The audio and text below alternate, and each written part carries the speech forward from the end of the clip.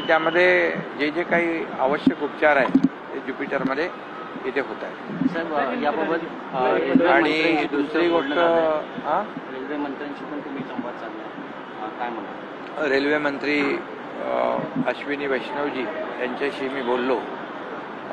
त्यांनी देखील सकाळी दुःख व्यक्त केलं. आताही झालेली घटना अतिशय दुःखद आहे आणि त्यांनी देखील संवेदना व्यक्त केलेल्या आहेत.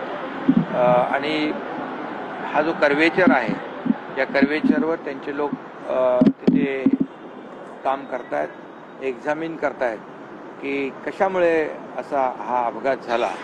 आणि मला वाटतं अपघाताचं जे काही कारण असेल, ही अपघात पुन्हा होऊ नये यासाठी स्वतः रेल्वे मंत्री आणि त्यांची सगळी टीम अतिशय सिरियसली काम करते. आणि त्याचबरोबर त्यांना मी ही विनंती केली की ज्या आपल्या फ्रिक्वेन्सी आहे, ज्या ट्रेन्स आहेत, सर्व्हिसेस ज्या आहेत, त्याच्यात देखील आपल्याला वाढ कशी करता येईल या बाबतीमध्ये देखील ते काम करतायत. आणि त्याचबरोबर त्यांनी जे अगोदर जे स्वयंचलित दरवाजाचा जे काही कॉन्सेप्ट होता ऑटोमॅटिक दरवाजांचा, यावर देखील त्यांची रेल्वेची टीम काम करते आहे. आणि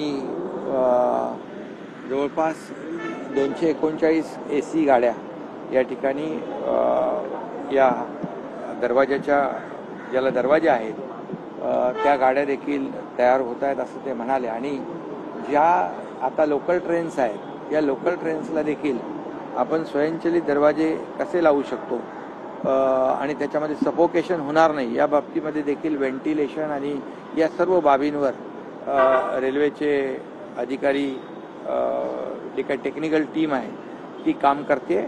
आणि त्याचबरोबर जे 5वा आणि 6वा ट्रॅक जो वाढवण्याच्या संदर्भात देखील रेल्वे विभाग जो आहे तो गांभीर्याने काम करतो, जेणे